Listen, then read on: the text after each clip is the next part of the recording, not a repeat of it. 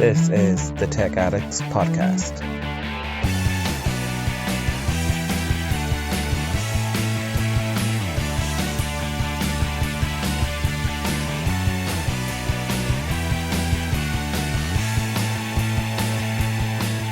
This week we've got LG's 360-degree folding phone screen, the Oppo Pad Air, the Honor 70 series, Acer's latest announcements, the Aya Neo Slide handheld gaming PC, the Marantz CD60, and OAPs on TikTok.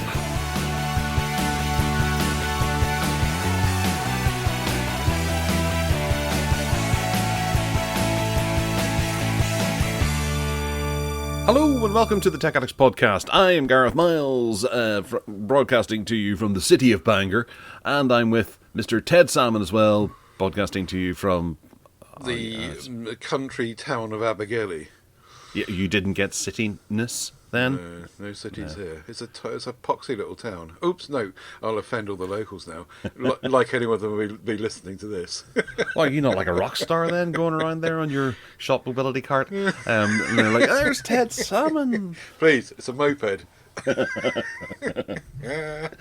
Yes. Yeah. So we were in the news this week because my hometown has become a city when we don't want it to be a city, really, to be honest. It's a seaside town, but now it's a seaside city without a port or without any shops in the centre of it. In the town centre, the city centre is somewhat dead.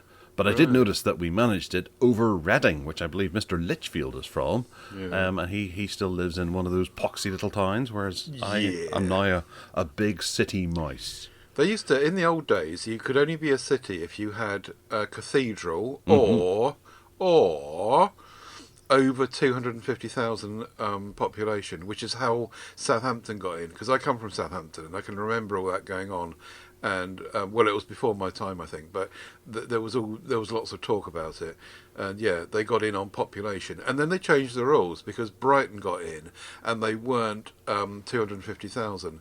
And so the whole thing's been kind of a bit watered down since then. And Bangor, I can't imagine, is anything like that population, is it? No, I think it's 61,000. Yeah, exactly. But it's the third largest dwelling in Northern Ireland. And I think there's now Lisburn, Newry and Armagh are all cities before Bangor was, and they're smaller dwellings, so it was a bit strange. But now everyone here has become an expert on the rules and regulations of becoming a city, and they're all walking around going, well, we got it because Prince Philip once brought a boat here, and President Eisenhower was down on the beach in 1944 commanding the troops. Yeah. Great. Great. There's a lot of conversation being talked about how great Bangor is. City nerds. Yeah. And how it's going to bring so much more money in because we're now a city and people will come to see us. Really? Yeah. Highly unlikely. Anyway, weather report here is lovely. It's cloudy and cool and a bit windy and a bit rainy. Lovely. Let it continue all summer. No, it's somewhat cloudy here. Yeah, that's it. Just cloud. Poor you. Oh, I'll tell you, yesterday was very sunny. Oh, good. Yes, actually, it was a bit sunny here yesterday. Let me tell you before we go anywhere else, before I forget. Evercade, hats off to them. You know that I got that little Evercade thingy, and something went wrong with the screen. We spoke about it on the show, and it had this kind of line across the LCD. Anyway, prompted by you, I sent it off to... I sent a photograph of it off to Evercade support. And they kind of said, yeah, no problem, we'll get that organised. And then I got an email just this morning saying, it took them a while to get it sorted, to be honest, a couple of weeks, but email just this morning saying it's in the post, it's on its way. No asking for the one back or anything, just sending me a new one. So I think you're right about the Evercade support. It might be two blokes working out of a garage somewhere, but they obviously do respond really promptly to people with problems. Well done to them. So effectively you're going to have two Evercades at the end of this? Yeah, one is usable, of course, but you have got that line across the screen. But I will have two that I could use. I'm not quite sure what benefit that'll be, to be honest. Well, there is a significant benefit, and I'm very interested now, because I might just email them and say, oh, mine's broken too. Can you send me a copy of that picture? It uses the same screen as the PSP. but it uses a crappier version of that just to keep costs down. Right. But you can mod it to put in a PSP screen. Or maybe it uses the PSP screen, which is a wee bit old and dated, but there are other better screens that are now available of that size. And apparently it's quite an easy mod to do. And you can have a nice big OLED screen in there that looks really nice. Oh, right. So there's a bunch of people online who have done this, and you now have an extra unit that you could do it yourself with. Oh, right. That's interesting, isn't it? Yeah, you could have a superior Evercade Plus. You could send me, if you send me links to that, I'll have a look and read and see if I'm up to it, or whether I want to send it to you to do. No, because then I'll make a hash of it and I'll feel responsible and have to buy you another Evercade. No, you won't though, because I've got that surplus. Yeah, I know, but I'd still feel guilty about it ruining your little Evercade. Anyway, the point of the story was, two blokes in a garage, good for them. They've done the job and they've responded well, and didn't even want the unit back or anything. So that's good. Good for them. No, Evercade are an exceptional company.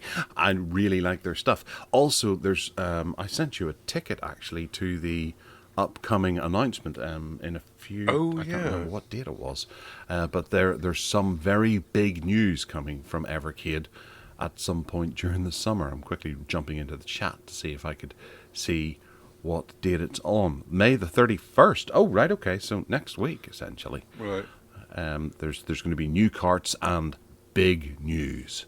I wonder if they're going to announce another piece of hardware. An OLED screen. Possibly, yes.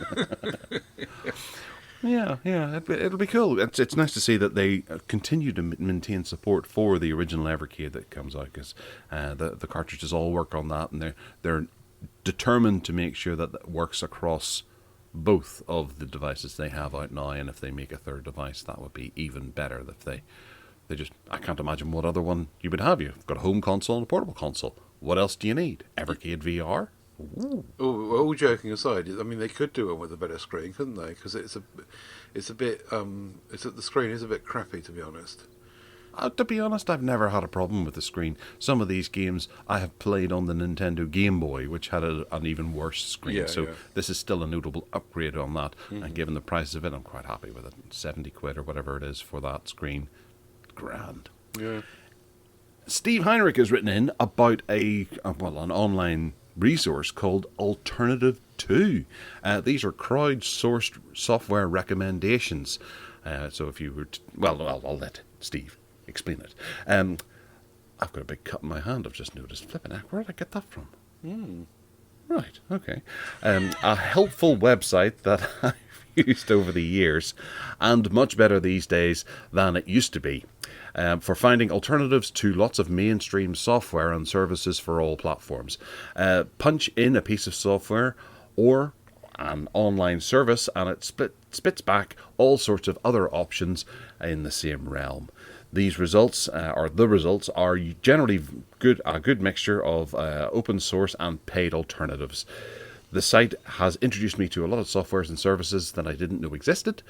A handy link to have in your bookmarks to browse on a rainy day, or when you are thinking about abandoning the Google services for the 1 millionth time, which, Ted, I don't think you've ever done, have you? No, not since 2004. No, never looked back, and I will not do it. But he's right about Alternative 2, because I've used that. I typically use that when I try to escape Microsoft, and Microsoft Publisher is the big pain for me. I can't get rid of, and yeah, Alternative 2 does list all sorts of alternatives, and you can just put in whatever you like. It's a really good resource, so it's a good shout. Well done, Steve. Yeah, I had a look at it the other day whenever Steve posted this, and I thought I would use Instagram as an example, because that's a social network that I very much liked back in the day before Facebook took over, and I don't want to own it because Facebook have their fingers all over it. So I figured I'd go and have a look at an alternative for Instagram, and I just wasn't terribly satisfied with the options that came up there, because it's such a juggernaut that other like YouTube as well, other options just fail to capture anything. You know, there was a Vivo or whatever it was for a while that did quite well, and I used that for a while, but they started putting in other things as well, so I ended up leaving them too. So it's really difficult for some of these alternatives to get a grip, but it's a good resource to have a look through and see what your options are. I think it's more like useful, well, in my experience of using it, for actual downloadable software. Like, for example, VLC as a media player. And then you'll get tons and tons of results based on that. Or, as I say, Microsoft products or word processing stuff that you would generally download. Online services, I think you're right. Some of that is so cornered and niche that and owned by big boys that have got plenty of money that they couldn't possibly emulate that as an open source or anything else. So yeah, you need to be selective, obviously, but I think it's a good resource.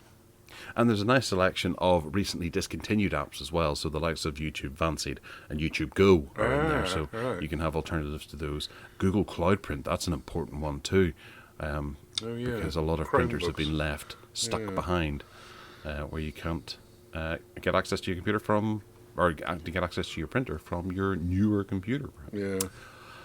All right, so Ted, you have I've got you've a new gone full mouse. circle, and you've bought the mouse that I'm using, and you've got the keyboard that I'm using too. You gave me such a hard time about having such a boring ordinary mouse over the months we've been doing this, into years now, that I thought, right, okay then, I'll give it a go, because I've got the MX Keys Logitech keyboard, and I thought, right, this works nicely with the MX Master 3 Logitech mouse, and so I bought it, and it's the trouble I'm having at the moment is the size of it. It's quite big, and my hand is used to having a much smaller mouse.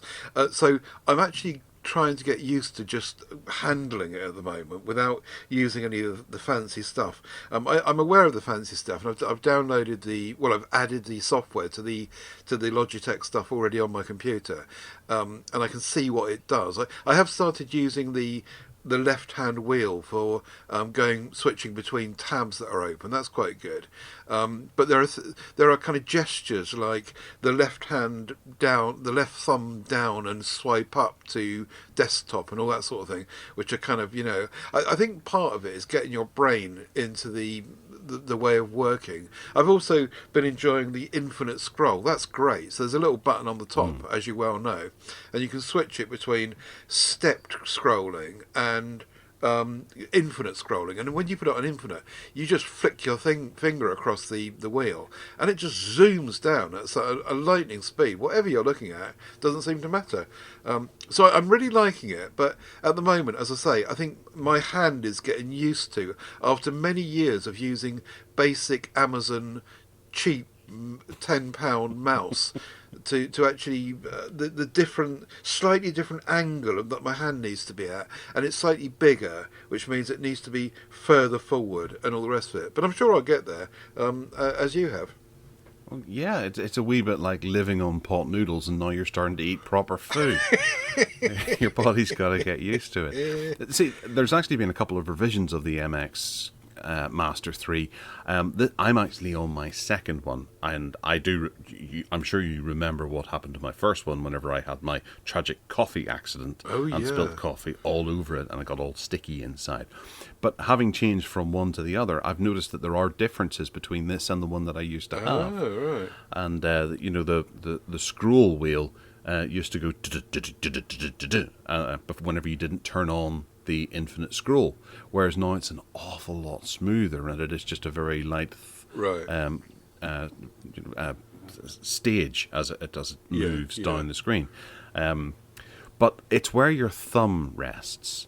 I've always found that there's a problem there, and the MX Master 2, the button below that stopped working, and I believe it was due to the heat of my thumb, especially during the summer.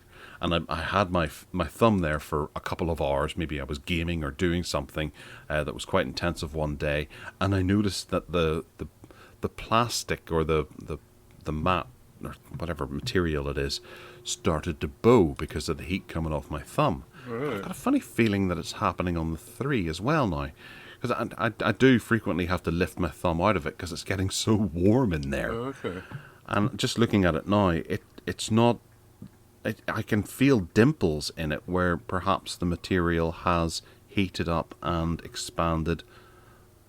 And it's My one's got lines in it going forward. yeah. But there's Right. actual. If I run my thumb over it, I can feel little troughs, two troughs of where it's almost like the material has somewhat started to sag because of the heat. Right. So heat collects in there under your thumb, so you have to take your thumb out of it every now and again to let it cool down. Right. Top tip. Okay.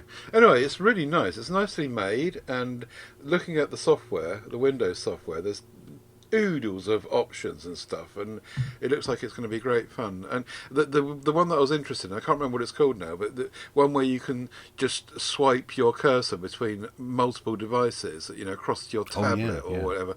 I haven't explored that yet, but that looks interesting as well. I've only got one monitor, but I have got a tablet I could play with and use that with that, so that'll be interesting to try out. Yeah, you can copy and paste bits of text between devices, That's right, so it gets stored in the mouse, which I think is it's on one hand it's genius, but on the other hand it could get you into trouble.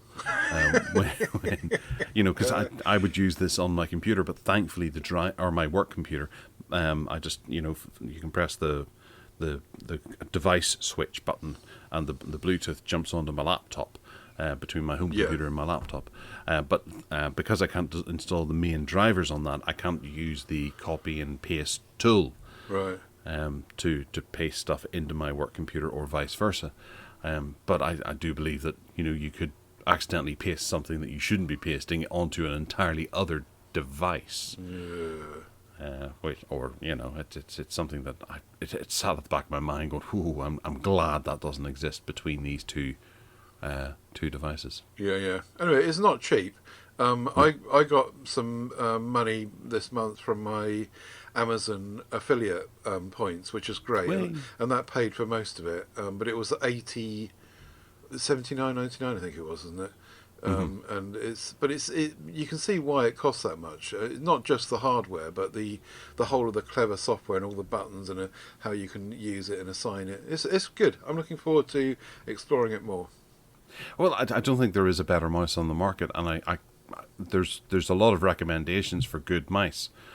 This is one that I don't think anyone can find any proper flaws with. There's niggles, as always, but there's no real flaws. And it just gets great reviews across the board. And I couldn't bring myself to buy another mouse when I had that coffee accident. I just had to buy another one of these because I knew exactly how good it was. And also, on the back of this doing this, I'd completely forgotten about how smart the keyboard is and how you can assign all the buttons to what you fancy on the keyboard. So that when I first got the keyboard, I was obviously aware of that, but I never did any of it. So lots of playing ahead. There is, yeah. It's good. It's good. Good. All right, moving into Hardline for the hardware, we're starting off with LG, a company that exited the phone market with some noise last year, was it? Now that I'm saying there was noise, I can't remember when. But they're showing off a new display that is get the exact dimensions of it here. It's the exact dimensions that I can't now find. It's an 8-inch OLED touchscreen display that hasn't been confirmed, but Gizmodo say that it's 2480 by 2200. And this rotates a full 360 degrees, so it folds in the middle, and you can open and close it right the way round, which is quite something. And I'm wondering where they're going to use this. If this would make a really nice Microsoft Surface 3 if they were to do that. But it's around about the same size as the Samsung Galaxy Z Fold 3. And it can take 200,000 folds as the same as that device there. But obviously LG aren't making phones anymore, so they're not going to be putting a phone inside this. I reckon they're just going to be flogging this to whoever needs it. What do you think of this? Yeah, they're just into the screen technology, aren't they? They're going to, as you say, they'll sell that out to whoever wants to buy it. It looks very much like stuff we've seen before, though, doesn't it? From Oppo springs to mind, who were playing with this kind of form factor. I don't think this is not innovatively new. It might be new to actually put it out to someone to buy and to actually produce and manufacture, but And it might be slightly different, but the concept. Do you remember the Oppo one that they were banging on about? We spoke about it on the show. And The N. Was it? No. The one that folded out the same way as this one, backwards on itself. And it wrapped right around itself. And also, didn't Xiaomi do one as well? It was all in prototype, though. TCL did it. TCL, was it? That was right. Yeah. So this is much like that, really. Except probably LCD have done it better and probably more cheaply, and hope to actually get it out there and people start using it. Yeah. It's a lovely looking device, and I would say that the Surface is the one device I would love to see with this, because Microsoft, I did notice that Currys have chopped down the price of the Surface 2, the Surface Phone 2 thingy, 360. Yeah. What was it called? 500 quid off. Yeah. So it's obviously had its day of selling at high prices. Yeah. So they could really do with something like this on there to revolutionise that. What's happened to reader mode? It's disappeared completely from. I was just clicking on that to try and go into reader mode, and it's gone from my URL bar. I've got a feeling I should know why, but it's not there. Anyone know why reader mode's disappeared? Anyone? This is a pre-recorded podcast. They're not going to answer you, Ted. Well, answer me. Where are you? Sure. Okay. Maybe they're off looking at the Oppo Pad Air. This is a very cheap tablet that is coming soon. They say that it should cost around about $150. It's got a Qualcomm Snapdragon 680 processor in there with a 5-megapixel front-facing camera and an 8-megapixel camera on the rear. I can't say whether or not that's going to be particularly good. There's no mention of the RAM or the storage. However, it does have a 7,100 milliamp hour battery inside it, and it's a 1080p Full HD LCD display. This does look quite good for the money, and it's good to see Oppo continuing to support the tablet system thing, the tablet market. Ted, you excited about this one? Amazing for the money. I can't believe that you get all that for, even Android 12 out of the box as well. Dolby Atmos from 4 speakers. A 10-inch tablet essentially with Snapdragon 680, which would be no slouch. That's much better than the Nokia T20's got. And it's $147. Okay, it might end up in the UK being 199 quid, but even so, in that territory, this will knock spots off the Nokia. And once again, Oppo are going to sweep up in this low-end tablet market by making it cheaper, better, with better components and more up to date. Good for them. I'm all for this. Yeah, I'm a bit concerned about there not being any mention of the RAM, and I wonder if they're going to do something along the lines of maybe 3 and 32 and 4 and 64. Yeah, just to give you that off-putting, because that works out about £100 or £50 cheaper than the Nokia as well. And the Samsung. Except that's the 147 price. As I say, no doubt, once they've brought it to the UK, it's going to be 200 quid, isn't it? Yeah. Well, is it not 250 for the Nokia? Maybe no, it's not. It's 199 and 179. Oh, right, okay. Yeah.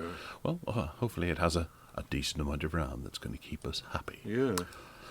Okay, we've lost the iPod, but we are gaining the Astounds and Kern Can Max Portable Music Player. And this looks like a pretty sexy little device. Ted, tell us about it. It does, doesn't it? It looks. One of the things that I liked about this, apart from, I don't like the price, which is ridiculous. Like it's 1,000 quid or something. But it's a high end kind of music audiophile nerds machine, really.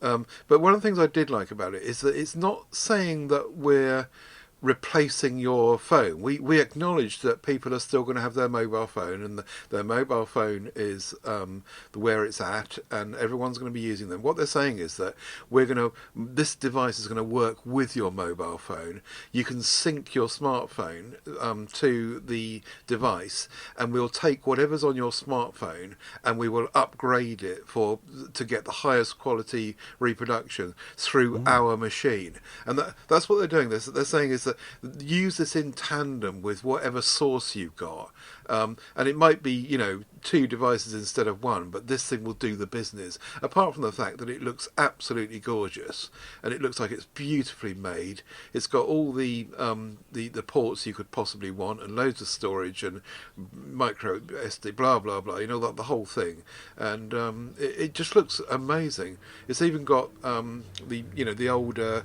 wired headphone jacks, the 2.5mm and the 4.4mm, as well as the 3.5. It just looks lovely, and I would love to have one. If I had pots of money, I would just love to have one to play with and to listen to. But yes, silly money. There's the price. It's £1,199. That's insane, isn't it? So it supports up to 32-bit, 768 kilohertz PCM.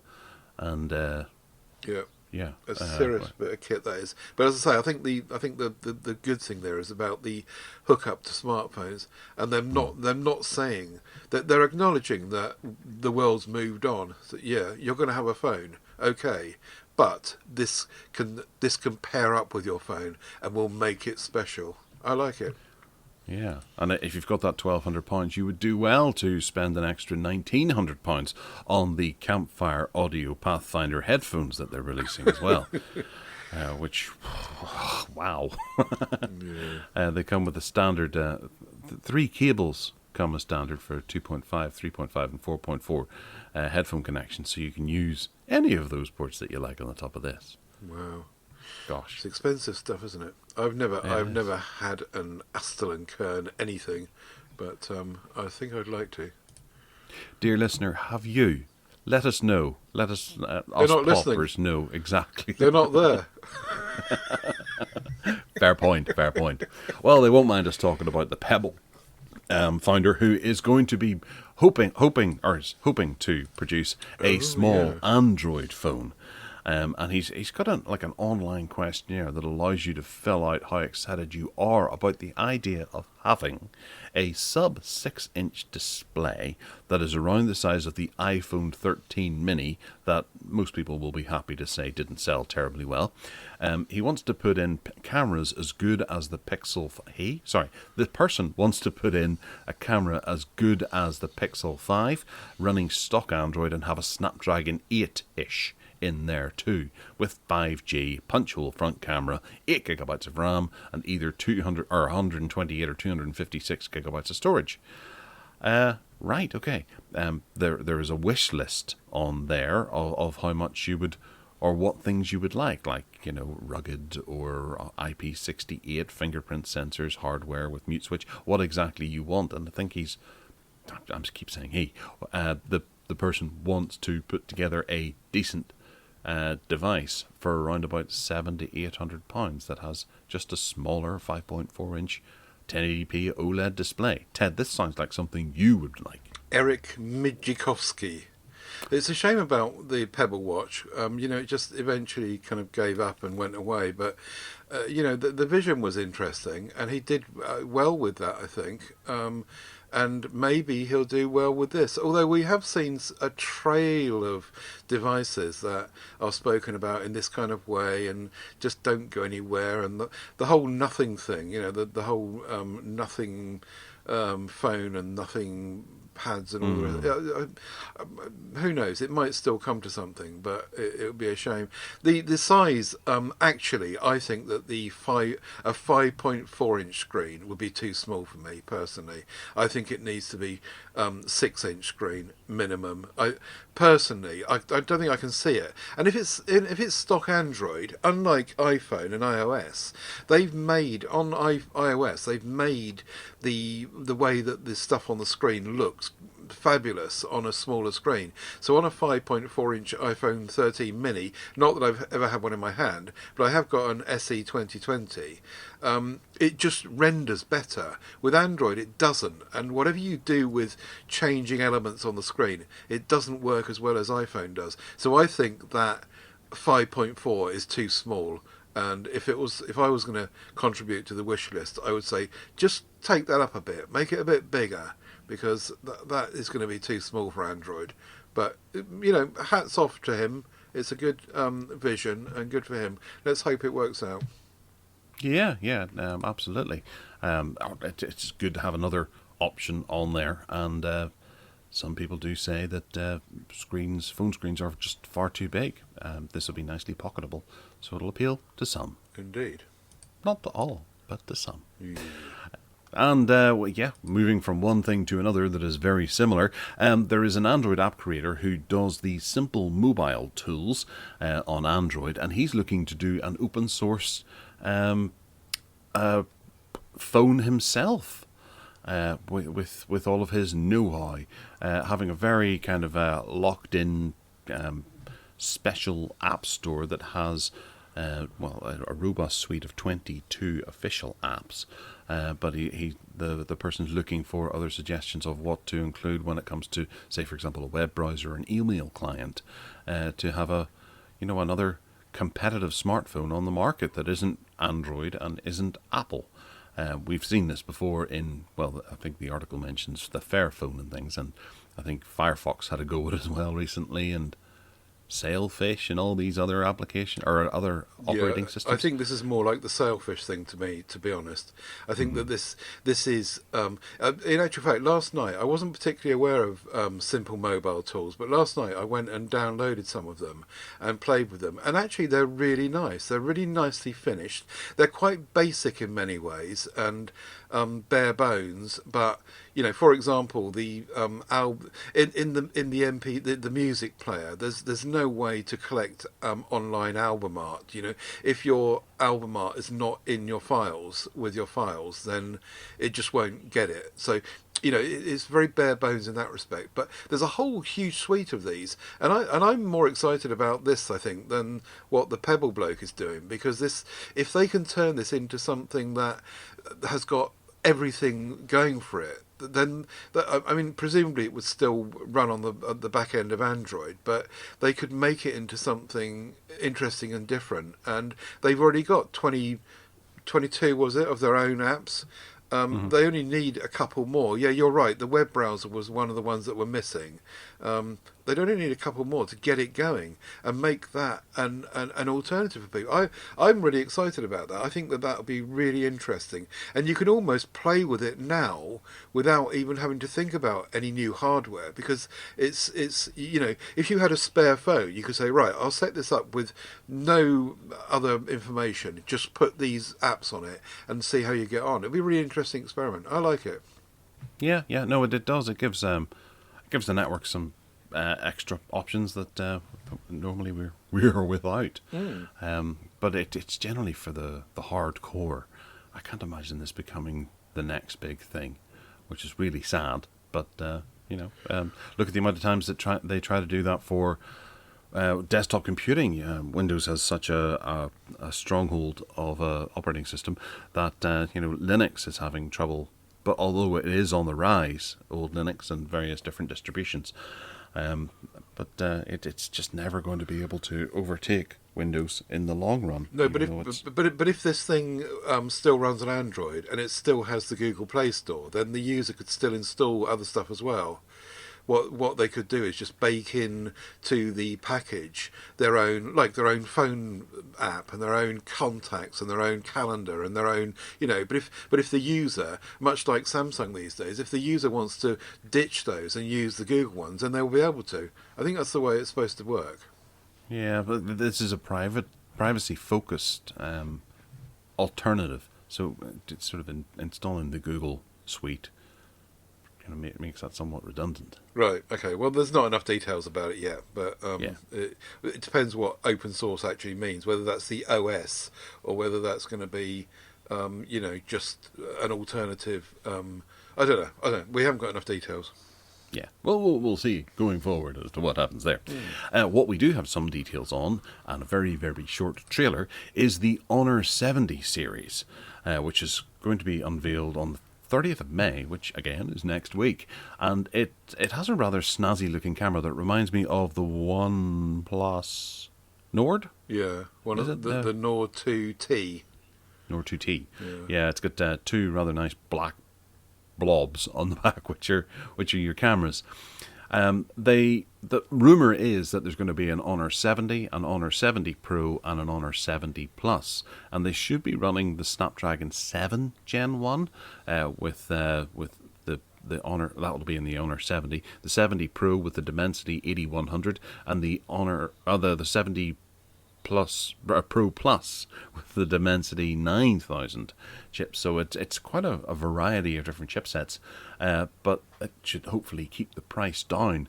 I do miss Honor putting out these nicer kind of well-spec'd, price-conscious phones with big cameras on them, big impressive cameras. And I'm quite eager to see what they do here. Ted, any ideas? No idea. This is the first time I've seen this, to be honest. And I wasn't particularly aware of... We spoke about the Magic 4 Pro on the show a week or two ago. But this Series 70, I'm not sure. It's a long time since I had an Honor phone in my hand. And when I did, I seem to remember... I can't remember what the UI is they use. Because it was... Back in those days, it was tied up Magic with... OS. Is it? Yeah, back in those days, it was tied up with Huawei still, you see, and so it was all part of the, what's it called, the EU EMUI, and I seem to remember not liking the software over the top. But anyway, that was the Honor 8 or something, or 7 or something back in the day. But yeah, as you like with anything really, if they can make it stand out in some way, like by putting on a decent camera or setup, then it should be interesting. You caught me on the hop there. I don't know much about this at all. There's not too much to know anyway. Right. There's only a couple of photographs of it, and the main module of the camera is due to be possibly a 54 megapixel sensor with a fairly large 1 over 1.1 inch Sony IMX800. Okay, you got that. Good news.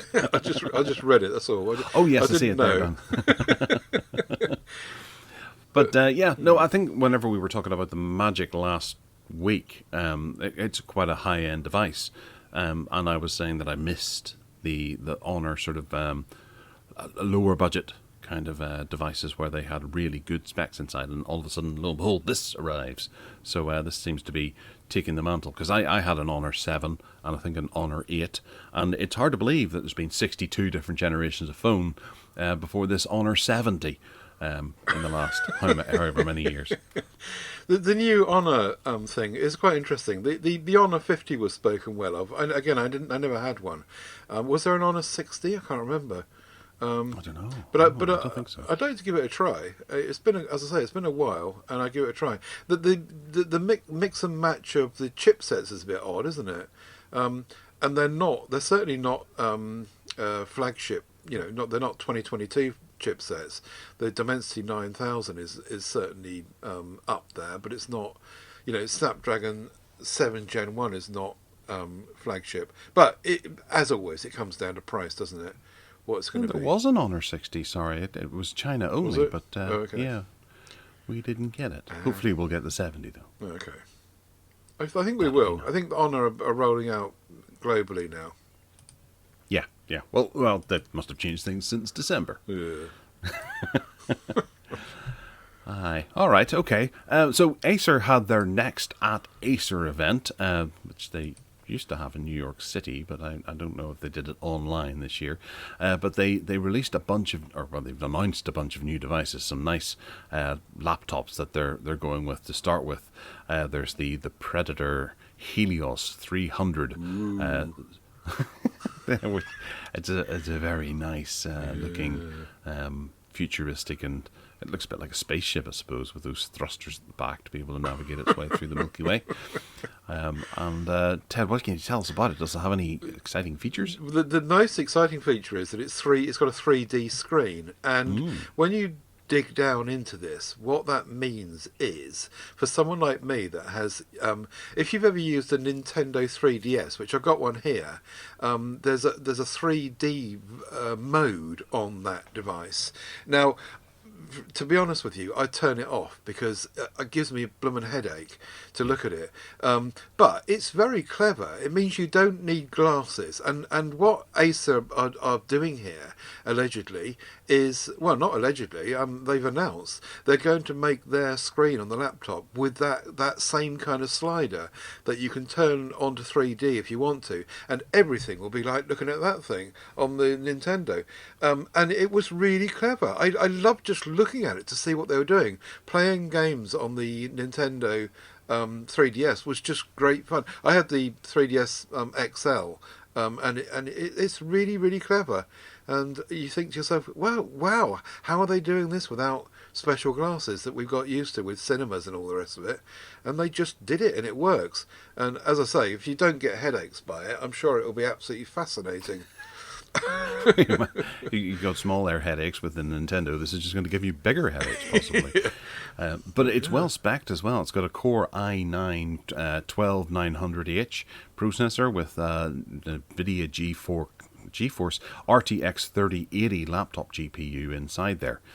There's an Acer's Aeroblade 3D fan design. And a liquid metal thermal compound, and you should get 32 gigabytes of DDR5 RAM, clocked at 4800 megahertz, which is pretty impressive. There's a Gen 4 SSD storage of up to 2 terabytes in RAID 0 configuration, so it's a well-spec'd device. It's chunky as well. It is. It's not something you're going to want to leave the house with. It's too big. Yeah, it looks old fashioned in that. It looks modern by its styling, but because it's such a lump, it looks old fashioned. I really like it, and it's got a lovely, colourful, backlit keyboard, gaming style, as it would be because it's a Predator. I used to have a Predator, you might remember. And I sold it in the end because I wasn't using it to its full, and I thought I'd realise the money. But it was a lovely machine. It really was. You didn't say I used to be a Predator, So it's going to cost about really £2,800. £2,800? No. Yeah. Actually, I'll have a quick look in Google Drive and see if I still have access to their. No, I won't do that right now. Actually, I'm gonna. The other one I'm a bit more excited about, the Acer Predator Triton 300 SE. Right. This is a good looking piece of hardware as well. But I was having a quick look at it this morning, and there's a 16-inch variant which comes with the i7 1200 or 12700H processor. And it's got the RTX 3070 Ti inside. Which is a very good-looking option. It doesn't have an OLED display. It has a full HD plus panel at 165 refresh rate, or you can have a quad HD plus panel at 240 hertz with a 16:9 ratio. It's a good-looking device, and I noticed that on the front there's just a little hole for the micro SD card, which is a great place to put it. Oh yeah, so it has. Yeah. That one looks a lump as well. I like this lumpy looking laptop thing. Yeah. Forget this thin is in rubbish. We want lumpy fat ones which are heavy and you've got in your backpack. Yeah, and as long as it's got a nice pair of speakers built in there, then that'll be well exciting. All of this looks lovely, doesn't it? Does, yeah. There's a couple of other little screens as well that they've put out in their Predator range and their Nitro range as well. So there's a few things to look at too. Acer does seem to be really one of the ones to. Their prices are pretty good, and they do put out a whole range of stuff. You never know what they're actually going to do this time, and they're always trying to do something new. It's a bit like Lenovo, isn't it? They used to be the Samsung that did all this stuff, and now it's gone to Lenovo and Motorola and Acer and Oppo, and everyone's just chucking everything out there and seeing what sticks. Yeah, absolutely. And they seem to be sticking with Chromebooks as well, because they're always pushing the boundaries of Chromebooks. And the 714, which I believe is at Robbie over Chromebook Unboxed, He had a go with one recently. He's got a pre-production model, which may not be finalised just yet. He was quite expressive about that on his first look. But it's a lovely looking Chromebook with a really nice build quality, very premium, and it's got a stowaway stylus as well. Yay! Really nice too. I'm quite excited about that. It's got some decent specs in it too. There's a bunch of Intel Core i7s that you can choose from, and an i5 option too. It's a bit over the top, isn't it? It is. But when you consider that Steam is coming for these devices, it's really going to use it. There isn't too much whenever it comes to graphical option. There's the Intel Iris X, which I don't know how that fares, but you can get up to 16 gigabytes of DDR4X SD RAM and a bunch of different storage conventions, the NVMe SSDs up to 512 gigabytes. So there's a lot to pay for there, but there's the little tablet as well, a Chromebook Tab 510, which is a form factor that's frequently forgotten about.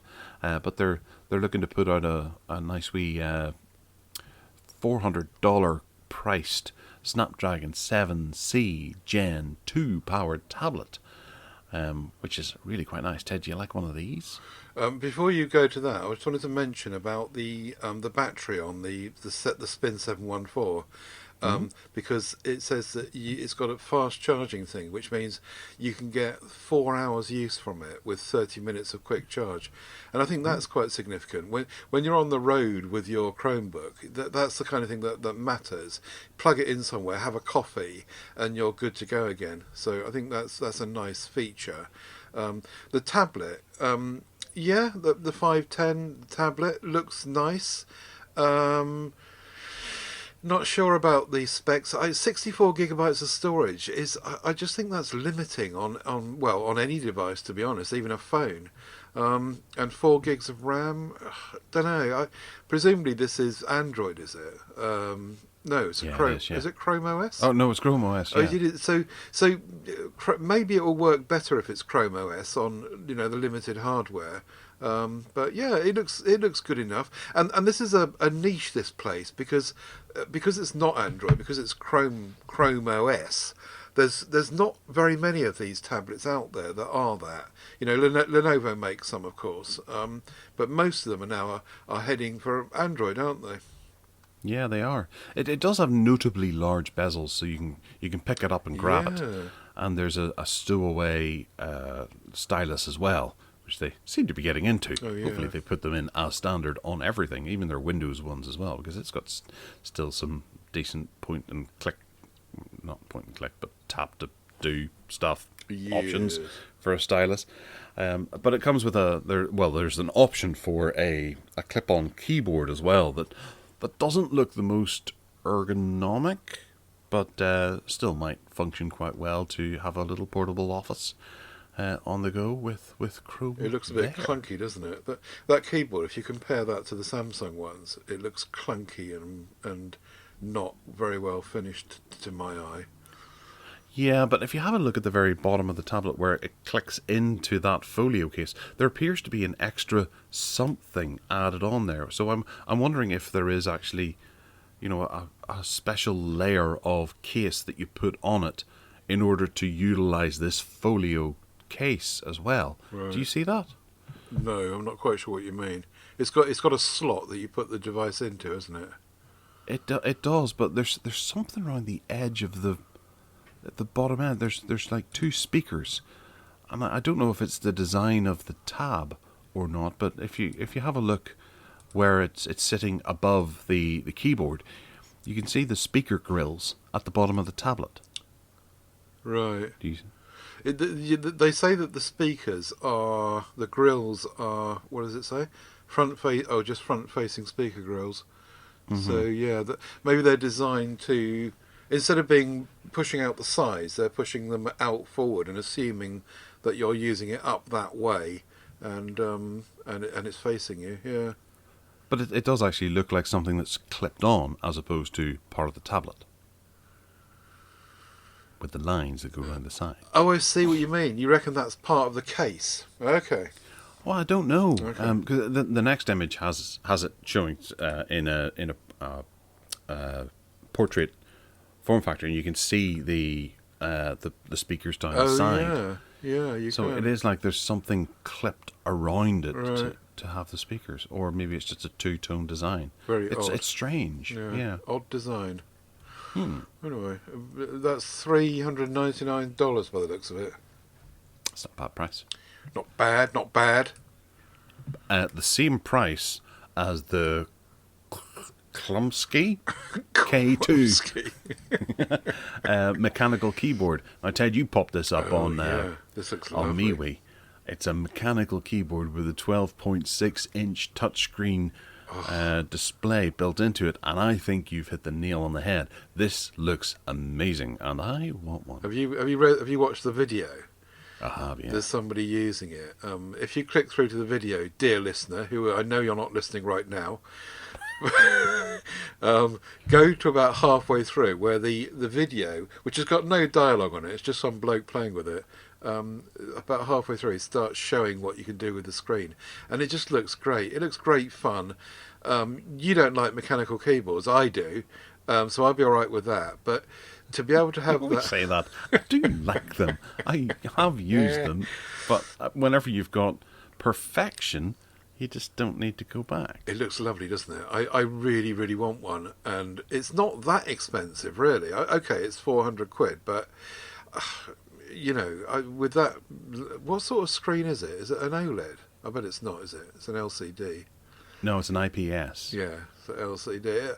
So anyway, it looks really, really nice, and it's gonna be niche, isn't it? But it looks like it's really nicely made. Is it on sale now? Oh yeah, It is, but we can't order it. It's America only, I think. Yeah, which is a real shame, because that would be very tempting. I love it, and I want one. Maybe we'll get a discount if we get two and import them. Yeah, sure, yeah. Or we could just ask them, if you're listening to this, Mr. and Mrs. Clums designers, send us some. We'll happily review them for you and talk about them on this, the most popular Tech Addicts podcast. Look at the quality of the buttons on the side. There's one photograph there that shows it, the volume buttons and another button, presumably a power button, and they just look as though they almost look like Sony buttons, really, really classy. That's feet on the bottom, isn't it? I was going to say it's got its own speakers built in, because I heard that going when he was using it. I want one of these. I do remember when you put this up, I stuck up a picture of the Amstrad NC 200, or 100 actually, maybe, it's that kind of form factor. It's got a good big keyboard and a screen, but it doesn't have an operating system built into it, which would be an interesting thing. Yeah. If this was to become a new form factor for a computer. It runs off Windows, but I think I read somewhere that there's a Mac version as well, isn't there? But yes. That wouldn't matter to me. I would just like it to play with. Great fun. We want lots of fun. Absolutely. So, big news on the Pixel front when it comes to the UK sales numbers, because apparently they've, some have said exploded, but they've gone up by 220% here in the UK, which is good ground for Google to be making, I suppose. But I would say that this is sort of pushed on by significant price drops that the Pixel range has seen in this quarter. Because I know the Pixel 6 Pro was $799, and I got mine for about $640, I think it was, all in, which is a big influence in buying that over a Samsung Galaxy S22 Plus, because I was dithering between the two for a number of different shows. But the price was there, and it was almost half the price to get that device over the S22 Plus. Do you think that might be an influencing factor? One of the influencing factors, I think, is the push in Amazon and other retailers like, Currys and what have you, PC World. And on Amazon, they were pushing this out really aggressively. Every time you went to Amazon, it was top of the list. The Pixel 6, 599 quid. And at the time, they were offering people 12 months interest-free credit. Well, they were, depending on whether you got that or not. But the point point was they were very aggressively pushing the Pixel 6 left, right and centre for quite a long time. And I think lots of people bought the Pixel 6 because of that. It's still nowhere near the big boys here. The news here is that it's the first time that they've got into the top 5. So Apple are still top in the UK, Samsung are second, Nokia are third, believe it or not, Oppo are fourth, and Google are fifth in the breakdown. So they're nowhere near the big boys, but it's an interesting slight shift and an increase.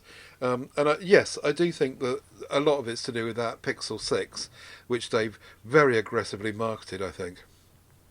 And with this Pixel 6a coming, we should see maybe even a better Q2. Q2? Yeah, Q2. Yeah. No, Q3.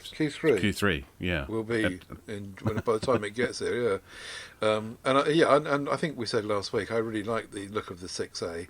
The only bugbear really is the lack of Qi charging, but apart from that, I think that will sell really well because most people, apart from me, don't seem to care about Qi charging anymore. No, you've got to be over 55 to care about Qi charging. I've decided. Well, there's also one other thing to look at, and that's in between Google and Apple, you've got Samsung, Nokia, and Oppo, manufacturers who produce lots of different models of phones across the board. Google are doing 2 different phones. Apple do a decent amount of phones, actually, quite a range, to be honest. So Google are there with only 2 handsets on sale. Yeah. I think that is a significant increase, given that they're just pushing those 2 handsets. Samsung can pop out a new phone every month, essentially, and as do Oppo as well. And Nokia have the budget end of the market, so that's where either the kids or the over 55s go to buy their phones. But in the middle there, it's Samsung and Oppo are able to just go, we've got that device that you need because you're looking for this. Yeah. Whereas Google's like, we got these 2. Take it or leave it. They're significantly dropped in price because they were this, but now they're theirs. Nokia, I'm surprised by Nokia. I know, again, they're nowhere near the big boys, but in the UK they're third, and I'm quite surprised at that. You're right, I think they've cornered the low end more so than probably anyone else, and they've said, this is what we do well, and don't come to us if you want a all singing, all dancing flagship, but this is what we do, take it or leave it, and people are clearly buying into it at good prices. Yeah. Aye, and HTC's nowhere to be seen.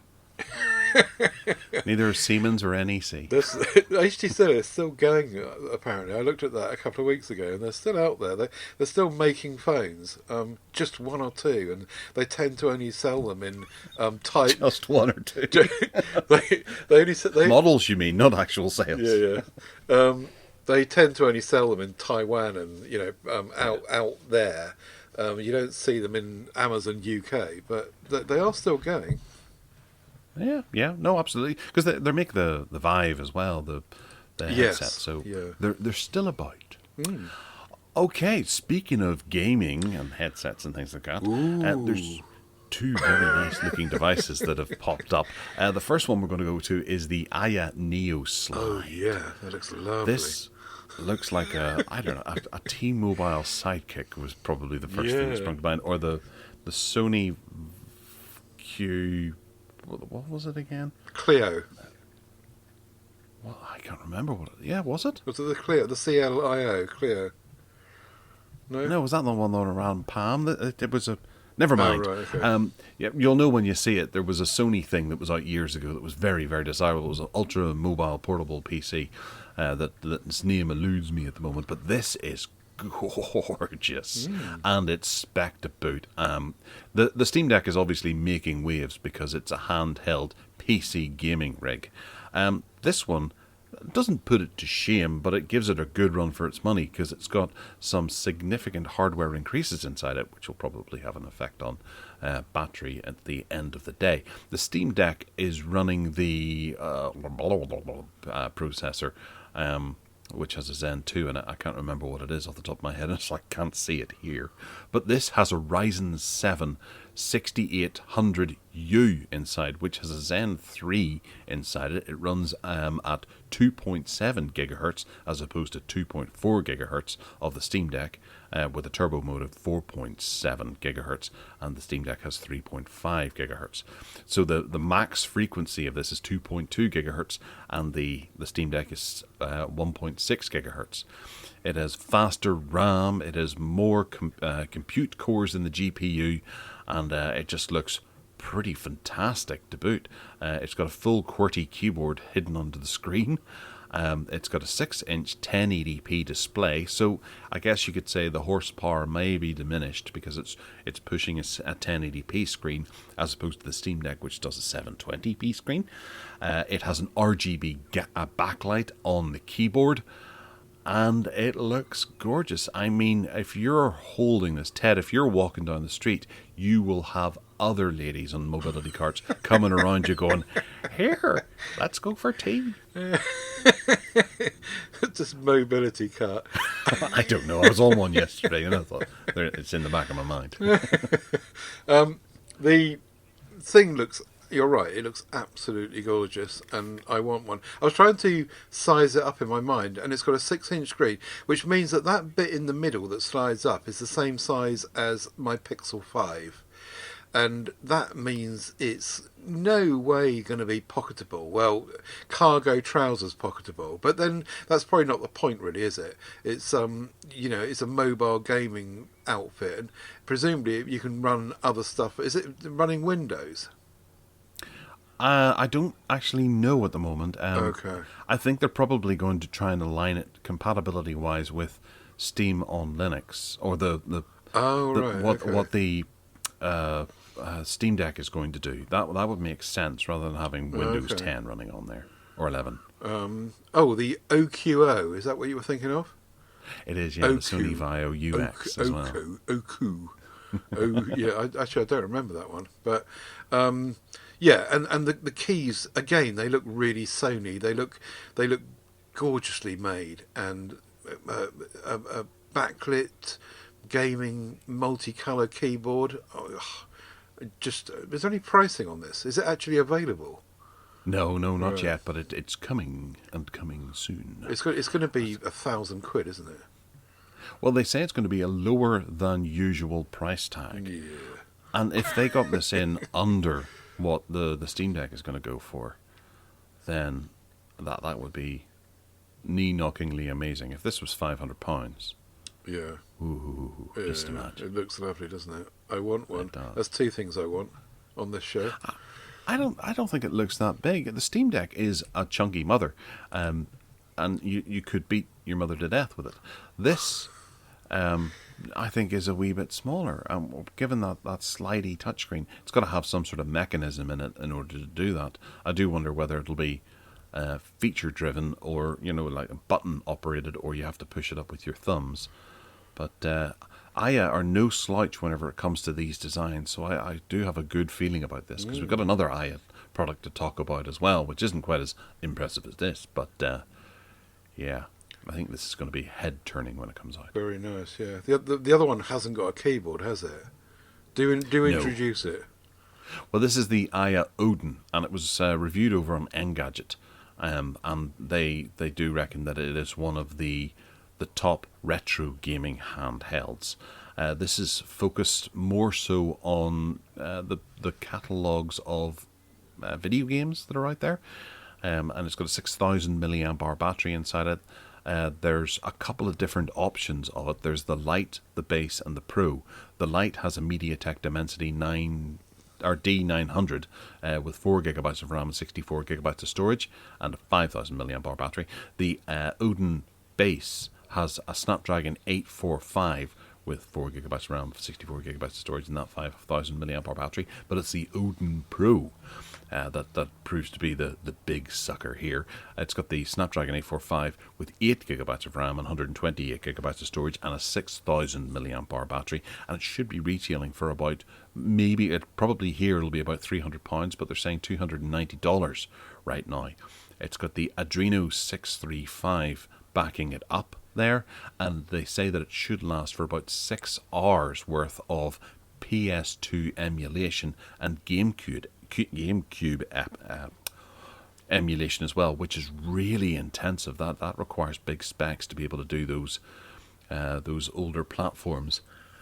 So I do reckon this is going to be a one to contend with. There's a 5.9 inch screen. No, wait, have I got that wrong? That's the Nintendo. Yeah, 5.9 inch compared to the Nintendo Switch's 5.5 inch, and it runs at full HD with a higher resolution. So I'm gauging the Switch is 720, so it must be a 1080p screen. I don't see those details here. Ted, do you think you would get rid of your Switch for one of these? I like the price. No, I probably wouldn't, but I like the price of it. I think they've done well with that. It is a standalone device, though. It's nothing like the thing we just looked at with the keyboard. This is just very kind of retro, as they say, retro gaming device. But it looks like it's nicely designed. Looks very much like a Switch, and it's got a micro SD card slot as well. I don't know if you mentioned that, but presumably you can then sideload what you like onto it. You're not going to rely on their catalogue to do this. It's running Android 10. Yes. So it's right, okay. So unlike the one, what we spoke about before with the smartphone, open source smartphone, it is actually saying we are running Android on this, and so that would be interesting to see how that works and whether you get access to the Play Store and all the rest of the Android stuff, or whether they hive this off like Amazon have done with their products and make it their own. So yeah, interesting. I think it's more likely that it's going to be that you won't have access to the Play Store. I have tested some of these types of things in the past where they've run even older versions of Android because the level of compatibility with the emulation works better with older versions of Android. Right. And I'm thinking that might be the case here as well. Mm-hmm. But Android 10 is still a perfectly good operating system, and you don't necessarily need Google Suite on here to have a good time. No. It'll just you fill this full of all your legally owned ROMs, and away you go, and you'll just have you'll be sitting there a bit like Netflix trying to work out what you should be playing instead of actually playing it. Yes, spend the evening deciding what to watch. Yeah. 2 hours choosing, and then you turn it off after 15 minutes because you're falling asleep. Yes, how the world turns. Yeah, there's so much going on with retro emulation at the moment, and so many open source options to present those games to you, and get the most out of it with artwork and all sorts of things. That this looks great. Very nice. All right, I decided to include this because I just wanted to kind of just point it out, because CD sales are on a rise. Yeah. Physical media is on a rise, and I believe DVD, Blu-ray and 4K are also on a rise. They're not dying, as some people like to suggest. But to deal with the CD sales rising, Marantz are releasing the CD60, and this is a rather nice player that costs £750, but Wow. it does have Marantz's latest proprietary HDAM, which stands for Hyperdynamic Amplifier Modules, a technology in the analog output stages. And it looks like a really nice option here. It's got USB playback from the front panel of a USB port that supports a vast array of digital files such as the MP3, MWA, AAC, and WAV. Then there's also FLAC HD, ALAC, and AIFF up to 24-bit 192 kilohertz, and a DSD of up to 5.6 megahertz, if that means anything to you. It's got 2 DACs built into it as well. There's one that delivers a gentle roll-off, and the other that provides a sharper roll-off. That means anything to you as well. It does the CDs. It also does network streaming and things like that. So it does look like something that you're going to want in the middle of your hi-fi setup. Ted, you like your hi-fi setup. Would you add one of these? I do, but it's something that I left behind, and I got rid of all my CDs, and this makes you kind of think to yourself, I'm going to regret that, because it would be really nice to have a hi-fi setup again, going retro. Like, why did we all just some of us get rid of all our stuff? I had hundreds of CDs, and I ripped them all to the highest bitrate thingy I could, and have kept them, and I've not lost any of them. They're all there, but I just thought to myself, physical media's gone. Then, before that, I got rid of all my LPs and then regretted that, and spent a load of money while I was still working getting all those back as they got released. So I've got that. But starting again with CDs, I really don't think I'm going to be doing that. It just seems like, well, unless they're really, really cheap, I suppose. And then you've got to have 750 quid to buy this. No. I've kept all my CDs, kept all my LPs. I cling on to my physical media because I damn well bought it. I did get rid of DVDs and VHSs over the years, and I kind of regret that in a way, but I suppose the VHS is not so much because, well, it's 540p. You're not going to really want to sit down and watch that. I would. To war. Of course you would. But no, I feel CDs coming back, and I love what's happening with CDs. So, if you go onto Discogs and have a wee look about, you'll find, like, I went and bought a soundtrack to an old 1974 Stuart Whitman movie, and imported it from Italy, and it cost me about €30 all in, which is about £24 or something like that. And I'm dead chuffed to have it. It was one of 1,000 that were printed, and I've got it sitting over there, looking very nice. It sits in a little collection with all my other CDs that I'm dead proud of. Yeah, I can understand that. You get that through YouTube Music or through Apple or whatever, and you maybe only have access to it for a certain amount of time. And so many people got rid of all their movies whenever they first got Netflix and went, wow, all my movies that I have on DVD are on Netflix. Now they have nothing. Yeah, Netflix doesn't have that curated library that they put together with 20,000 titles on it. They have barely anything. I do get all that. I do get that, but I think that all my CD data is nicely safe and tucked away. I won't lose any of it, unless there's a decidedly worrying some bacon slicing incident with something or other. Okay. The data is backed up, and even if I lose all my hard data, I can download it from Google, from YouTube Music. So it's all there. It's just that it's like with LPs. It's just nice to have the physical, and I think I was missing that when it came to the time of switching over, and I was being ruthless, and I don't need all these CDs. Chuck them out, And I didn't chuck them out. I gave them to people, but perhaps I'll go and claim them back. Well, eBay's your friend there, and Discogs is pretty good as well. Yeah. All right, flap your trap about an app. First up, we've got Google saying they're trying to fix Android's background app issues. Yeah, about time Ted, too. what's happening This there? is just them saying that they're in Google I/O this month. They said that, don't worry, people, we're still on this. We know that the background app issues is rubbish, and we're working with it. But we're not Apple. We're not just working with one phone or two phones or three phones or whatever.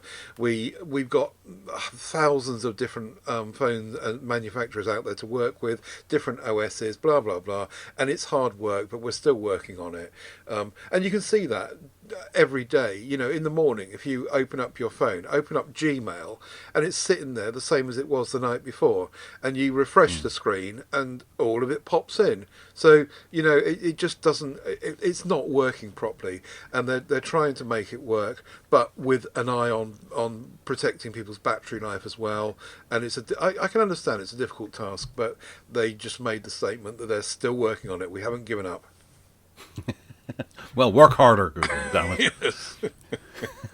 What about TikTok? Why are OAPs doing well on TikTok, Ted? Well, apparently the over 60s, particularly females, the foul-mouthed females, are doing Okay. really well on TikTok. They've decided to embrace it, and they're going out there, and they quote a couple of examples of two older ladies, with one with 5.3 million followers and one with 2.4 million followers. And if you go and look at their TikTok accounts and have a look at some of their videos, it's just amazing. I don't know why people would watch them. So you've got these older ladies kind of dancing about and doing, basically the same stupid stuff that younger people are doing, but they're older people. And I think that there are a lot of older consumers of TikTok now that are getting on board with it and looking at these kind of accounts and saying, there's life after 60 and let's have some fun. And it's just changing. Glamorous granny is the kind of whole thing that they're talking about. In fact, they've called it now glamour. Oh, right, okay. So they're kind of getting in touch with their inner kid. Yeah, recently. yeah, and of course this article is all over it because it's from the Guardian, and they're saying that it's the counter to ageism, and they go off on their political rant about it. But yeah, why not? I say TikTok is huge, and why shouldn't everyone use it? And good for them, I say. Get in there and stuck in. I don't particularly think I want to watch it, but great for those that do. Yeah, yeah. No, okay. I suppose they've got the time to be able to put into it as well. Indeed.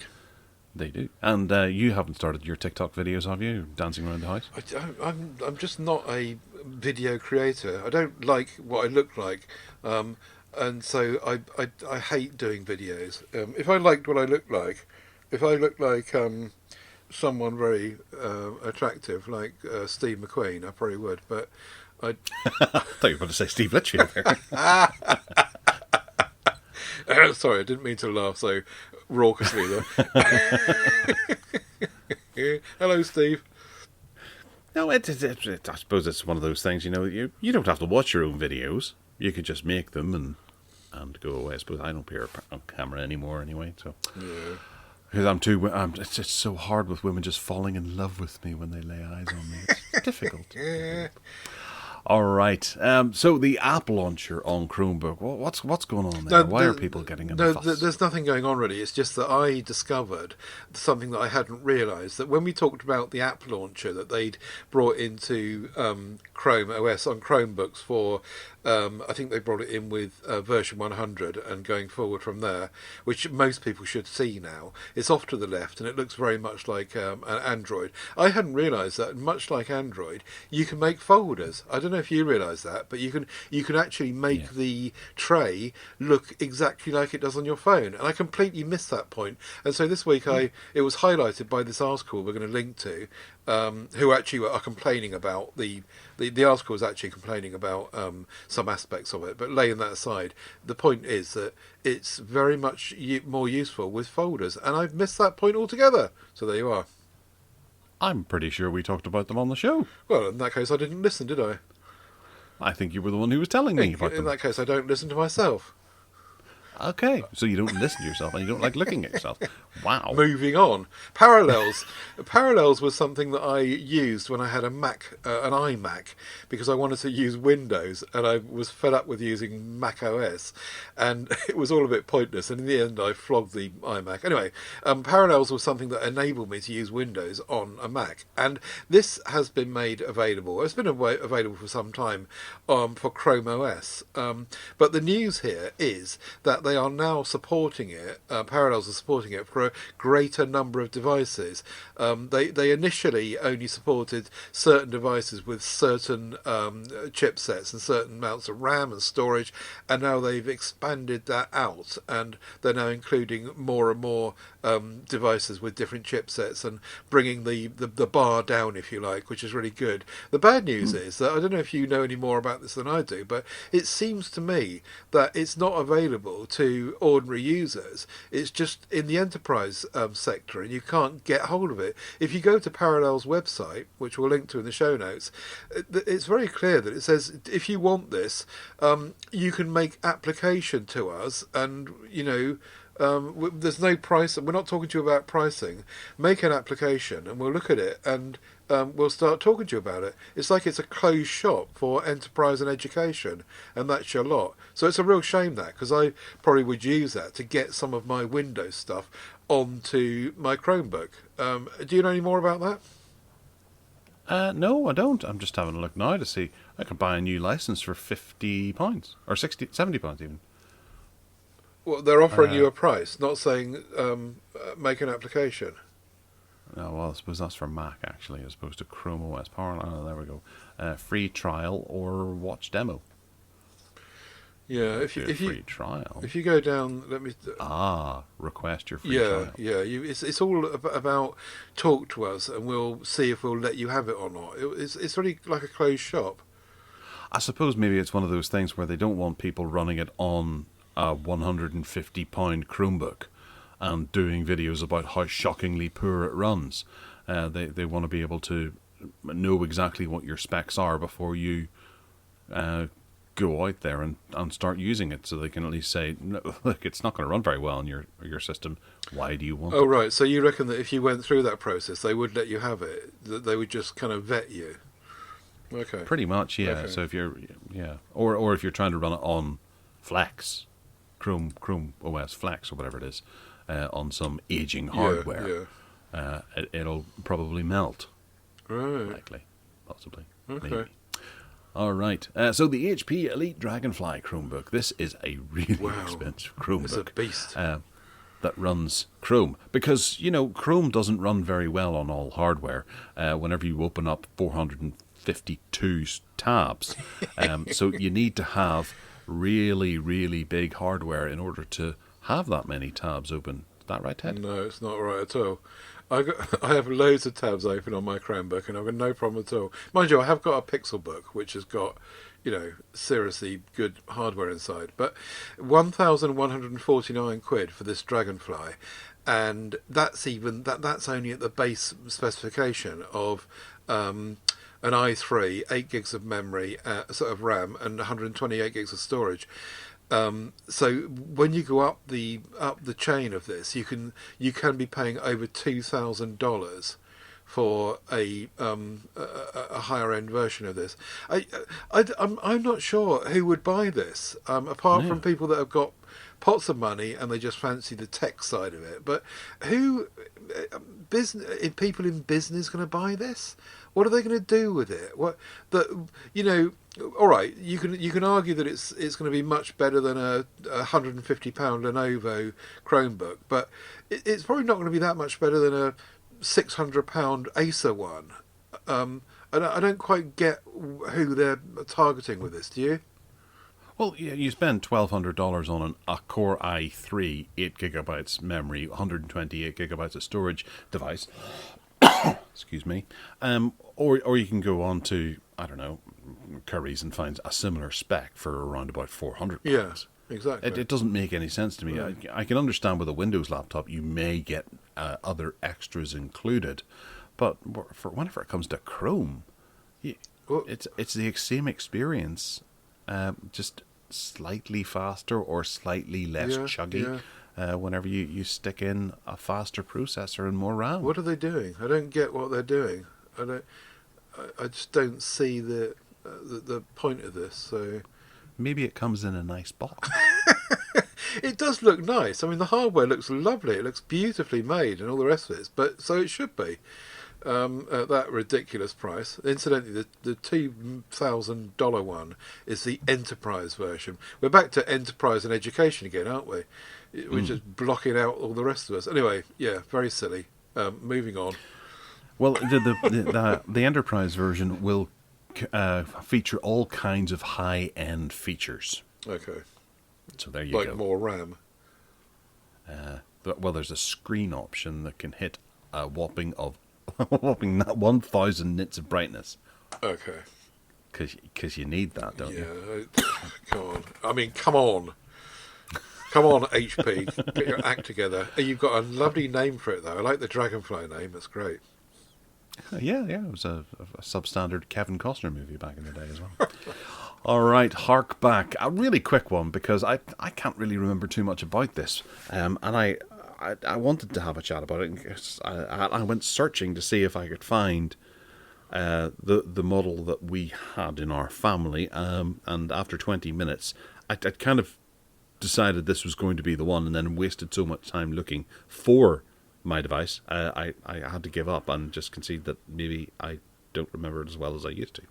The good old-fashioned answering machine, or an answer phone, or a message machine that you might have had hooked up, or possibly even a telephone built into, at your house. It would record to an audio tape. I think later ones recorded to memory stick or whatever, but you could get an audio tape, small or large, stick it in there, record a little greeting to say, "Hello, you've reached Gareth's phone. Please leave a message after the tone," which rhymes. I liked that one. And people would then be able to leave a message saying that they're trying to get in touch with you or whatever, and you could review them whenever you got home. It was a lifeline for many a business. And I really quite liked them. My father had a couple when I was growing up, but there was one I remember in particular which had a phone built into it, and it would sit in his office on his desk. And on the right-hand side, there was a large white area that had a pop-off top that wasn't transparent, and it had a bunch of different buttons underneath it, one of which sat way up, and whenever you pushed it down, it activated the answering machine. And there were other little buttons that were the same shape but not quite as pronounced, and you could use those to rewind, fast forward, and delete messages off the cassette. It was really quite simple. Now, the one thing I was always concerned or confused about was answering machine message machines that had two cassettes in them. That was wizardry to me. I didn't understand why they had two. Why you would need two. My dad had a 90-minute tape in his that you would have to take out and turn over if you wanted to record on the other side. So 45 minutes was your lot on that tape. But I guess maybe some lines or some phones or phone lines needed to have two 90-minute tapes? No. From my memory, the one tape was for the outgoing message, and the other one was for the that held the message that was read out, and then the other one recorded the incoming messages people were leaving. Right. Okay. I wonder how my dad's worked then, because it only had one cassette. Well, because only some of them worked that way.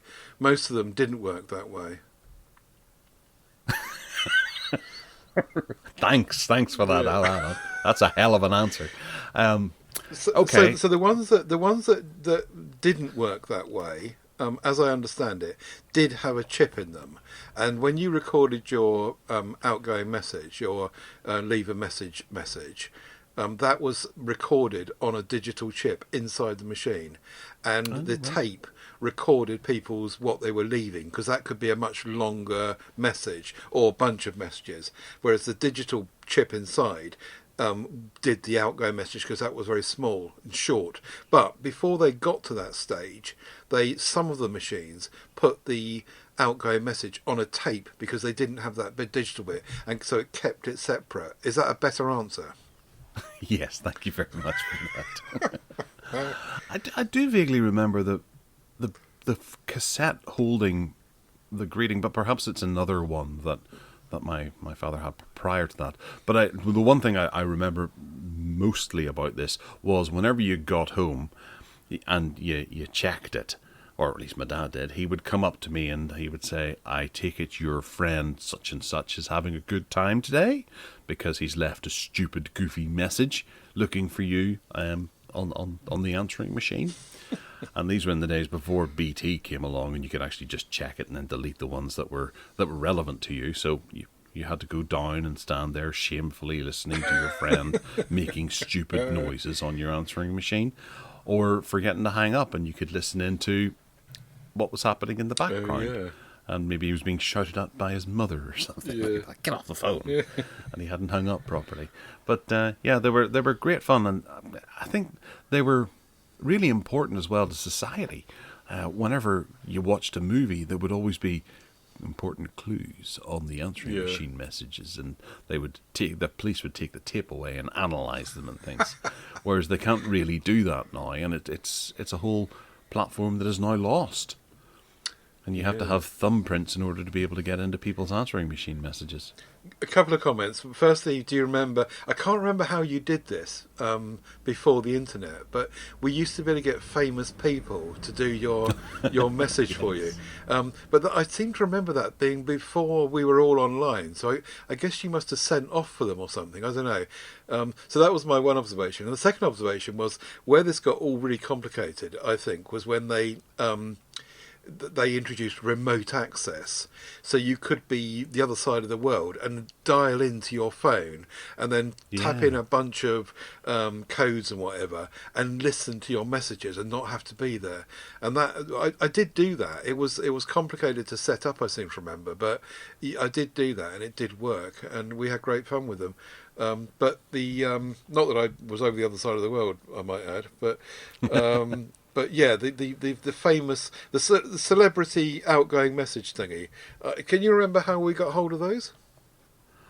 No, not quite. I don't think I ever had one. Right. And if anything, if I did have one, it would probably be. I remember a girlfriend having one at one stage, and it was some DJ, and he had music playing in the background that sounded like a nightclub every time you phoned her, and it would just say "leave a message here," and I didn't know who it was. But I suppose you could look up at the back of Viz magazine and get some failed footballer or something like that looking to sell 5 seconds worth of speech on a cassette tape. Maybe that was it. I can't remember now. But then you see, after all the tapes went away and the digital went away, BT brought in 1571 in the UK anyway.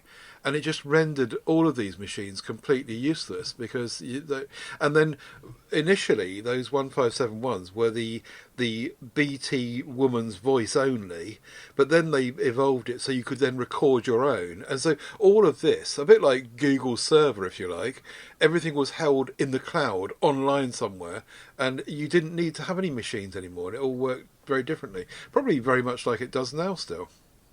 Yeah.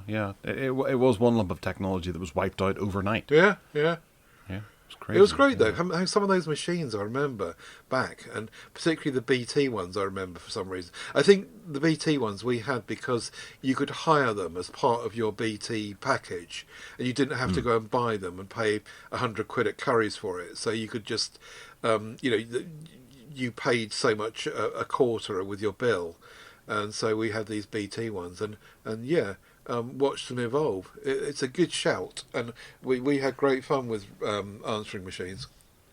Yeah, I'm trying to think of the first ones. I know the film Used Cars has them. That was back in, 77. Kurt Russell uses one, but I suppose they existed before that again, maybe. So it must have been in the mid-70s that they came about. But I think probably even businesses might have used reel-to-reel. Right. Before that, if it was a necessity. The first answering machine was in 1934. No, 1930. Oh, right. 19... And her name was Doris, and she had a notepad. But more recently, answering machines in the US became more widely used after AT&T adopted them in 1984. So, and I can't remember having one before 1984. Certainly after that. So maybe the early 80s was the time when it took off. Yeah. Well, it was definitely in used cars. Used Cars was 81, actually. Oh, okay. Yeah. Right, so maybe because there's a particular plot point in that amazing movie. If you watch any movie today, make it Used Cars. Uh-huh. To see an answering machine machine in action. Okay. All right. Bargain basement. Oh, there's boobs in it as well, so it's really good. Okay, first up on the bargain basement is Microsoft 365 Family. This is the Word suite, Word collection of premium Office apps. You've got Word, Excel, PowerPoint, Outlook, and their good deal on cloud storage, which is 1 terabyte for, is it 5 or 6 users? I think in the family. You also get OneNote and their editor thing as well, which allows you to, it's like Grammarly kind of thing that helps you with your writing whenever you are writing and corrects your grammar and stuff. You get Family Safety, which is incredibly useful for keeping your family safe. And then Skype as well. I think you get a certain amount of monthly credit. Maybe you don't anymore, but at least you did whenever the last time I subscribed to it. But it's down from £88 to £50.99, which is quite cheap. And I would recommend buying 2 of them and stacking them. So you've got 2 years worth of coverage, and then whenever it hits this price again, sometimes it's random points during the year. They never tend to do it at the same point. But you can pick them up cheap and then stack them on top of each other. So whenever it hits this price again, maybe at Christmas, you can get another one and throw it on there, and that's you for 3 years. And then you just keep building it up, and that way you never have to pay the full £88. But they say that it has gone up in price this year by something like 25%, and this is £5 cheaper than the last cheapest deal that folks have noticed online. So yeah, this is the family pack for 6 people. 12 months of subscription for £51. Ted, you use it, don't you? I do, yeah. I pay the £5.99 a month or whatever it is, which is paid for by someone else actually, so I don't miss it. But presumably this is a digital Yes. thing. Not you don't get a disc. I mean, surely those days have gone, haven't they? No, it's a download. Yeah. So they'll keep it up to date up to when your subscription runs out. So yeah, it's an interesting option, isn't it? £51, and then look out for the next bargain. You're quite right. And if you can stack them, that's great. Darn tootin'. What's next? So Soundcore Motion Plus, we kind of touched on this last week because of that new one coming for £1. Well, quid deposit. But this is the one that I've got and I referred to, and it's down from £110 to £80 at the moment. I did get mine when they were $69.99, but it's still a bargain. These units are fantastic. I've got 2 of them, which I use in stereo, and they're gorgeous, long-lasting battery life, and really, really powerful bass. They're really lovely. So recommended, and at the moment, yeah, a bit cheaper than normal. Not cheapest of cheap, but they're really, really good. Good old Soundcore.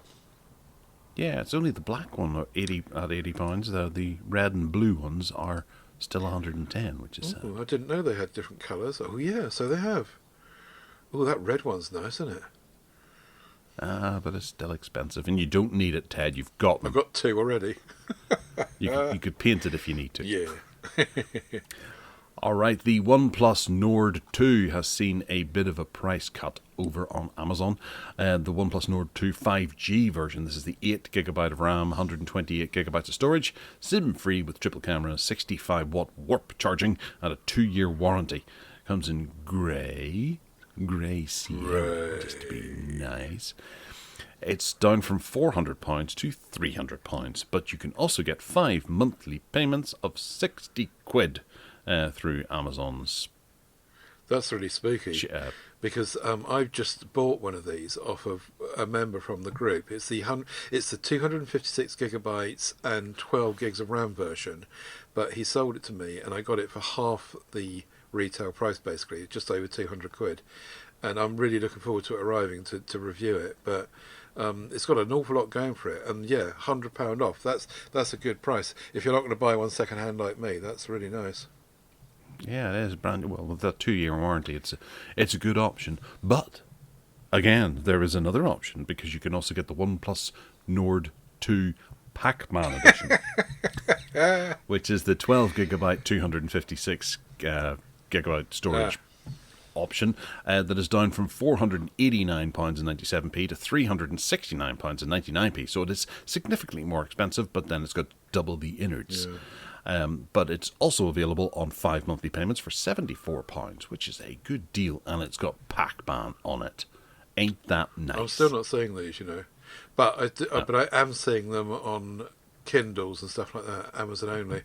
But yeah, it's really odd. We say this every week, don't we? Let's move on. Yeah. The Samsung Galaxy S21 FE 256 gigabyte version is 100 quid off. Plus, with Amazon or with Samsung themselves on the UK website, you can do that trade-in thing still. And my S10, they were offering me 200 quid on that. One time I tried it was 160, but I have seen 200 quid. So if you want a S21 FE, last year's model if you like, with good storage, and you've got something to trade in, then you could really do a very good deal on that. You're 649 instead of 749, the base price, plus your trade in, say 150 quid, plus the £100 off. You know, you could be 400 odd quid for a really decent phone. Yeah, yeah. There. I also get the option of the 12 monthly payments. Right. 12 monthly payments. Right. Now, That's good. of £54.09. Fabulous. And I had an argument with someone on YouTube recently because I bought this for my wife some time ago at about I think it was about £650. I paid for it, and they were saying this isn't a mid-range phone. I think it is, but they disagreed because they'd paid $1,000 for it. Yeah. So it wasn't a mid-range phone. Are you still looking at that Amazon page? I have clicked away from it, but I can open back up again. If you look on the right-hand side there, underneath the Add to Basket and Buy Now, there's a button there that says Trade In and Save. Oh yeah. That seems to apply to anything. With the Amazon one, unlike the Samsung one, you can just trade in anything. Just tell them what you've got almost, and it will let you do what you like. And it applies to buying anything as well. That Trade In and Save thing, it seems to pop up all over the place. Right, Just thought I'd mention it. That's interesting going forward. That could be the place to go whenever you want there's the Asus Zenfone 8. I'll have a look at that. Is that? No, there's no trade-in on that, mind you. Okay. The nice, big, beefy wall chargers. Amazon Basics 63-watt one. This is a 2-port wall charger with one USB Type-C, which does 45 watts, and one USB Type-A, which does 18 watts for laptops, tablets, and phones with power delivery. It's white, which is great, but it is only £20.35. Wow. And I'm ordering one because I want one. That's a good price, isn't it? I wonder if you can get the 45 and the 18 at the same time, or if you've got to. It only does that separately if you plug one thing in. Well, I just want it for that USB Type-C because my little Chromebook sits here beside me, not charging, just sort of maintaining its battery level through the current charger that I have it attached to, because the actual official charger that comes with it is down in the house. So grabbing this will keep my laptop topped up nicely when it's sitting beside me. That's a good price. Good for Amazon Basics, I say. And lastly, I've got my Razer Nomo gaming speakers to highlight again. The ones that I bought for 89 quid, the bastards, are now selling them for 69.99 after I've sodding well bought them. So it's too late to send them back now and claim the difference. 16th of March I got them, so yeah, far too late. What a shame. Anyway, yeah, they're really lovely speakers. They really are super, super powerful, and they're just wonderful. The best speakers for my PC setup I've ever had. Are really, really nice, but completely over the top, and really, really loud, and really, really bassy. But yeah, bargain there, 69 quid. Absolutely, that's the cheapest they have been at. Ever. Period. Ever. Yes. In my life. There is a thing here that says after Ted purchases, price will drop. So watch out for that on any listings on Amazon. Yes. All right. Well, we'll bring it to a close there. Wow, an hour and 30 or around 42 minutes. Isn't that amazing? If you want to get in touch with us, you can by contacting us at through Gareth at techaddicts.uk. You can also find me on Twitter as well at Gareth Miles. There's my GarethMiles.com as well, and I have a Gareth Miles Ko-fi, Ko-fi, if you fancy buying me a coffee for annoying you for an hour and a quarter, 3/4. Ted, where can they find you? They can find me at tedsalmon.com. Links out from there, as always, to all of our MeWe groups. Do come and join our MeWe groups, any of them. And also audio podcasts are linked out from there, as they are from PodHub UK. If you want to buy me a coffee over Gareth, then you can, as you've only got one person you can buy for with your budget, then choose me. And you can do that at paypal.me/Ted Salmon. Thank you so much. All right. Listen, take care, and we'll get to you next week. Have a lovely week and enjoy any weather that comes along. And if you're now living in one of the 8 new cities, go out and take the spectacle in. It's just amazing times, isn't it? Take care. Bye.